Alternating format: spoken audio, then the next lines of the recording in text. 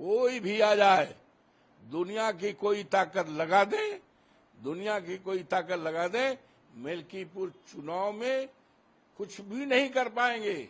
हम जानते हैं इनके पास पुलिस है, इनके पास सरकार है, उसका ये नंगा नाच करेंगे, खुला प्रदर्शन करेंगे, पूरी तरह इस्तेमाल करेंगे, सरकारी धन का, सरकारी मशीनरी का खुल्ला करेंगे। लेकिन इतिहास इस बात का गवाह है, जब सरकार और जनता में लड़ाई हुई है तो सरकार हारी है, जनता जीती है, ये इतिहास गवाह है। एक और बात है कि अभी जब ये चुनाव परिणाम आए लोकसभा के, तो उसके बाद जो बीजेपी की जो कॉमन चीज जो सभी नेताओं में थी, उन्होंने कहा कि कहीं ना कहीं हमारा कुछ आत्म उत्साह था, जिसकी वजह से, अति आत्म उत्साह की वजह से हम कुछ सीटें हारे। क्या लग रहा है कि समाजवादी पार्टी का जो अच्छा प्रदर्शन है, कहीं समाजवादी पार्टी भी इस बार अति आत्म उत्साह में तो नहीं है? ऐसा है, समाजवादी पार्टी पीडीए इतना जबरदस्त पड़ रहा है, पड़ेगा कि 27 में हमारी सरकार बनेगी और अगर 50 सीट बीजेपी पा जाएगी तो आप लिख लीजिए, हमारे पास आइए, हम राजनीति छोड़ देंगे। 50 सीट 27 में नहीं पाएगी, सफाया हो जाएगा। मैं कोई साधारण बात नहीं बोल रहा हूं, आपके सामने बोल रहा हूं।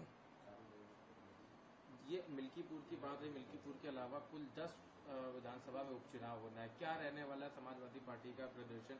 आपको भी बड़ी जिम्मेदारी दी गई है, पार्टी के वरिष्ठ नेता हैं, तमाम चीज कार्यक्रम है, क्योंकि बीजेपी तो अभी से जीत के दावे कर रही है। उन्होंने अपने प्रभारी नियुक्त कर दिए हैं, चाहे जो बहुचर्चित सीटें हैं, चाहे वो करहल की हो, मिल्कीपुर हो, अम्बेडकर नगर की, वहां पे लगातार उनकी तरफ से बेना तो प्रत्याशी। आप लोगों तो पूरी तरह से नजर रहती है और अच्छा है, जानकारी रखते हैं, ये लोकतंत्र के लिए अच्छी बात है कि आपसे हम जो सवाल पूछना चाहते हैं, अन्यथा न लीजिएगा। घोसी में चुनाव हो रहा था 2 साल पहले, उपचुनाव था। मुख्यमंत्री और इनके जितने मंत्री और इनके दोनों उप मुख्यमंत्री और इनकी पूरी कैबिनेट और देश दुनिया के तमाम थैली शाह पहुंचे थे। यहां तक कहा था अखिलेश को हम इटावा भेज देंगे। बाई इलेक्शन था, कहा हम इनको इटावा भेज देंगे। हमारा उम्मीदवार जीता 46,000 वोट से। यू नो, नहीं जानकारी है कि नहीं? इसी तरह से वो लड़ रही थी, हमारे डिप्पल जी लड़ रही थी, कहा जमाना जब्त हो जाएगी, और जीती 3 लाख से ऊपर वोट से। तो ये कहते कि इन गलत फहमी इनको है ना, हमको गलत फहमी नहीं है।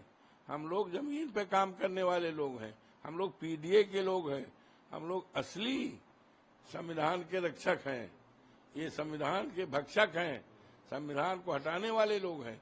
ये चलने वाला नहीं है इस देश में।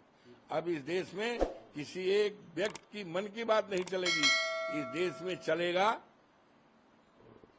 140 करोड़ लोगों की मन की बात चलेगी।